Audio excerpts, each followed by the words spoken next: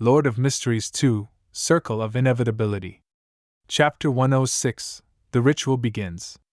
Lumion noticed that the black-robed man's face was nearly identical to his own, save for a few subtle differences.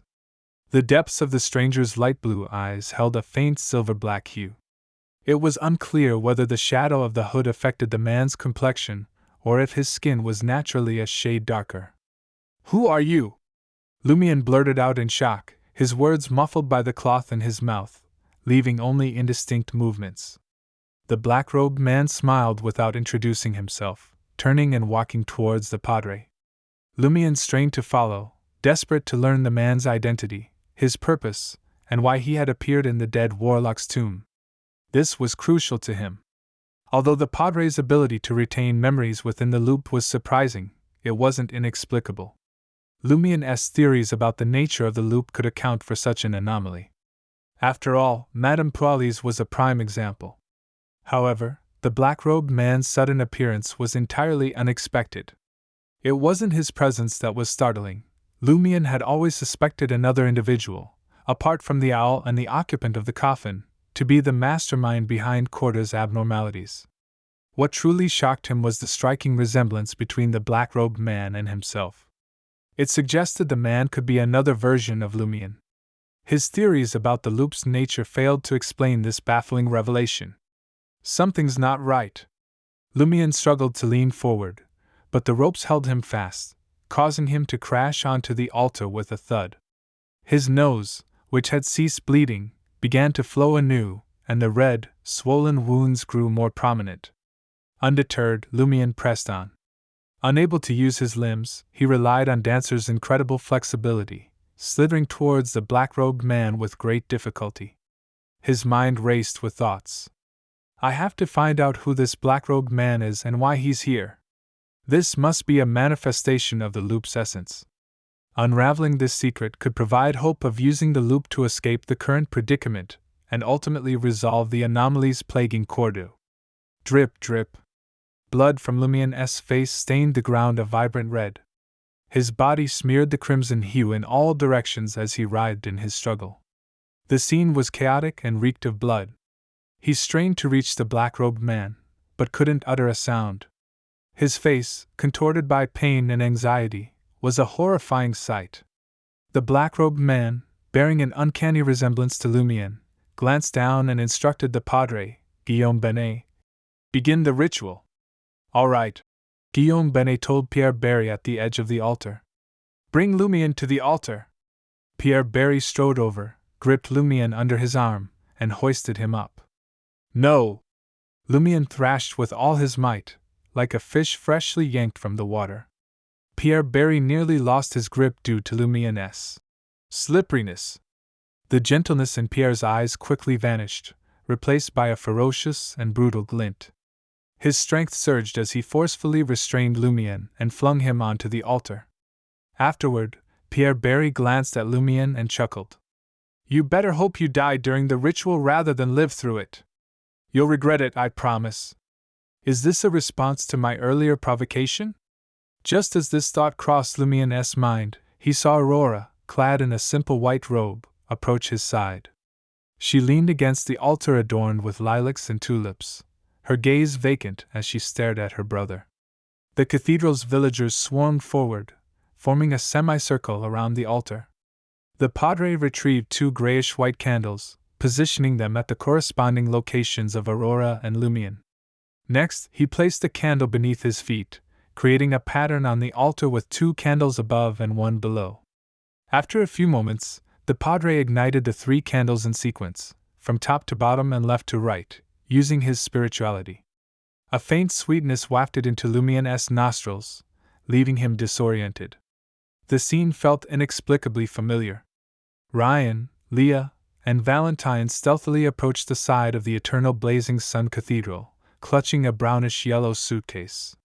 Hidden in the shadows, they peered through the stained glass to see the eternal blazing sun's altar transformed. They spotted Lumion bound on the left and Aurora standing on the right. They saw the padre facing the siblings, a lit grayish-white candle beneath his feet, flanked by the enigmatic black-robed man and Pierre Barry. Valentine's fists clenched as a golden light flickered in his eyes. Leah cast a sidelong glance at him, concerned her companion might be consumed by rage. Fortunately, Valentine was a seasoned purifier who had completed numerous missions. He understood what needed to be done and what to avoid. Ryan averted his gaze and lowered his voice. "We'll move closer to the altar, shatter the glass, and launch a surprise attack. Our goal is to grab Lumion and Aurora and be out of the village within a minute.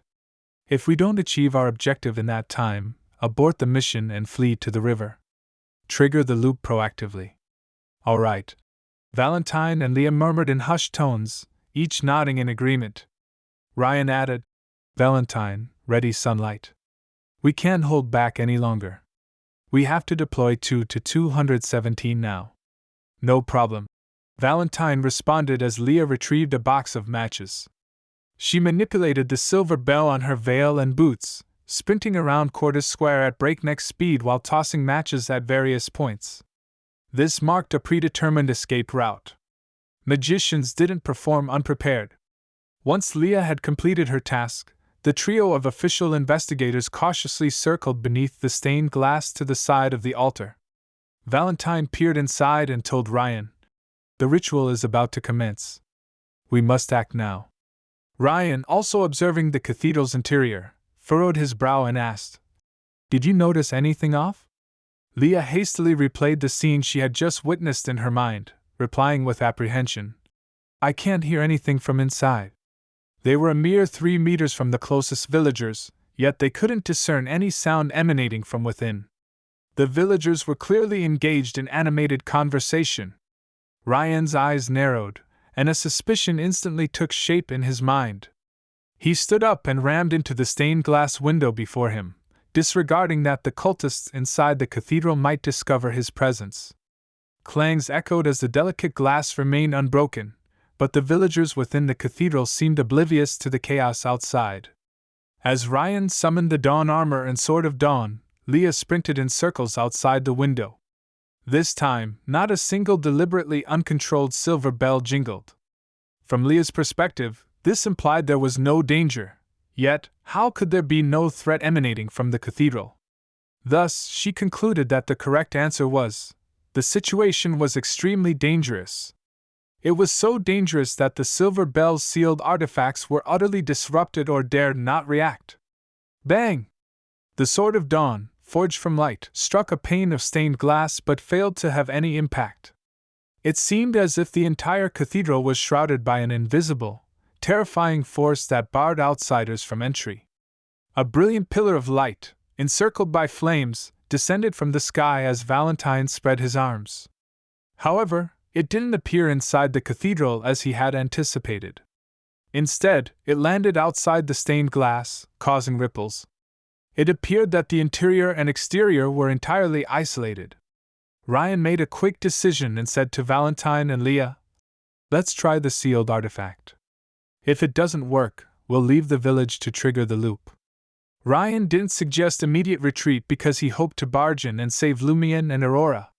He suspected that once the ritual truly began, the loop might be affected. In that case, they wouldn't be able to leave Cordu or restart everything there. Wasting no time, Valentine summoned the illusory golden flames. With 2 pops, Ryan opened the suitcase and retrieved the Tanago scarecrow, its skin already half covered. He pressed the scarecrow's front against the stained glass and untied the thick black cloth. A pair of human-like eyes appeared on 2-217's face, devoid of emotion and embedded within the brownish-green straw. The eyes swiveled and locked onto Pons Bene, standing at the edge of the altar. The villain froze, then bolted toward the window. As he ran, his body vanished, leaving his clothes to flutter to the ground and cover his leather shoes. A piece of skin-covered flesh emerged on the Tanago scarecrow's neck, fusing with the stalk below. "It works!" Ryan and the others exclaimed, elated. This meant that breaking into the cathedral wasn't impossible, and the altar's protection was not impregnable. The horoscope is about to change. It's finally happening. Amidst the villagers' uproar and the surrounding scent of grey amber, cloves, musk, and tulips, Lumion experienced an uncanny sense of déjà vu. Relying on Dancer's flexibility, he forced his upper body up despite being bound. The next second, he saw the Padre open his mouth and shout in ancient Hermes, "The mighty circle of inevitability." As soon as the words left his lips, darkness enveloped the cathedral's interior, and the villagers fell silent. The orange flames on the 3 candles were reduced to the size of pepper granules, now tainted silver and black. Lumion's mind buzzed as the familiar burning sensation ignited in his chest. His vision blurred, and the vacant-eyed Aurora, the solemn-looking Padre, and the hooded black-robed man appeared before him in layers beneath the dazzling gold dome. A sharp pain stabbed at his head, as if something was being yanked from the depths of his memory. It felt eerily similar to the scene unfolding before him.